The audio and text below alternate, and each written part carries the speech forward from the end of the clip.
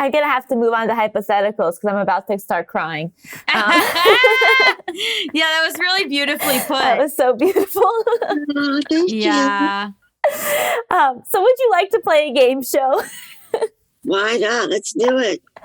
Okay. Hypotheticals. You and Gabby are my contestants. I'm going to give you a series of hypothetical situations. You can ask as many clarifying questions as you want, and then you tell me what you think of that situation or what you would do. Oh, God. Okay. So our first game is, are you a terrible parent? Okay. Your child, 12, has decided that they only ever want to hang out with you and that they don't like anyone their own age. In order to make sure they expand their social circle beyond you, you start to only talk to them in a very annoying British accent that is hard on the ears. After a week straight of this, they agree to go to a movie with some other kids. Are you a terrible parent? Alice? Oh my goodness. Okay, I would say no, I'm not, because sometimes you have to do things that are really obnoxious. I love any parent that's like super silly. Yeah. Yeah. And I'm gonna, categorize using a fake British accent as to be very silly. And it's also really important for kids to kind of like, not depend too much on their parents. And I think sometimes be just gently, pushy, or just, gently guiding them toward like having to make those decisions on their own. Like, I cannot stand my parents. I'm going to go to a movie. I think that is okay, because it's not being coercive, but it's subtly driving them to make that decision. Because it sounds, based on your hypothetical, they made that decision. You just have to create the conditions in which things have been untenable. And that's a temporary thing. It's not like this parent's going to be like that for years. Right. No, this is just a week. So I think it's okay. I think you're saying it's an incredible parent move and people should maybe copy it. What part of England is the accent? The middle part. Okay, then I agree with Alice. I think you're a good parent because you made yourself do something very inconvenient in order to teach your child about friendship. Actually, you love doing the accent. And you continue to do it even after they have a full group of friends. Oh, do I love it? Do I love doing the accent? That's a nice accent, though. This is and that was quite posh. Yeah, this might get it's a drama club. That's true. You can be a drama nerd.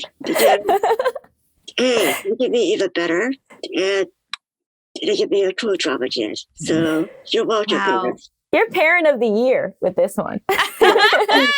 When that kid grows up and wins a Tony, parents. It all started when I was 12. And my parent just did this horrible accent. And that's what I do, I had to get away from them and join the theater. Right? You're gonna Yale School of Drama. The next game is, are you an asshole? Okay. You overhear your neighbors having a very sexist but private conversation. You record it and post it online, and people figure out who was talking, and both people end up losing their jobs. Are you an asshole? Yes. Okay. What were their jobs? In finance. Ooh, tough. Now I knew saying that would change your mind. Let me get on a soapbox. This is the problem today, is that we don't have conversations with each other. And I think you should go over there and you should say to them, like, hey, I heard your conversation and I don't like it. And don't go over there. Maybe have your neighbors, maybe keep the fence between you. But I still think maybe you could talk to them instead of taking it to the internet. That's fair. Well, my question is, if they are in finance, and let's say they're talking about some really misogynistic, transphobic shit that's endemic within their company, Ooh. and let's say this is a dirty secret. Ooh. Okay, now you're a whistleblower. Exactly. Now, let's say I recorded it. Now, I'm going to be such a thoughtless person. I'm going to be sneaky. I'm going to either transcribe it or change the audio so that you can't tell who said what. So cover your fingerprints, cover the footprints, and still release it, but in a way that can't be traced back to those original speakers. So but you can say what company they work for, maybe. Yes. It's really about blasting the company, blasting the workplace culture, opening it up to another Me Too movement within that industry, all thanks to this anonymous text/audio. I love that. Alice is too clever for this game. I want out. Alice is too clever and has come up with workarounds and narratives for each one. And I want out. Yeah, you're losing, Gabby, in case that wasn't clear. I concede. I watch way too many episodes of Law and Order. My sisters, I have to tell you, my sisters and I, we all believe that we would be so excellent at getting away with murder. Like we just seriously would. Like just. So, well, the solve rate is very low. Yeah. So there's a lot of room to be creative, and I think Law and Order is just quite a service. Wait, I'm sorry. There's a lot of room to be creative. Alice Wong on murder.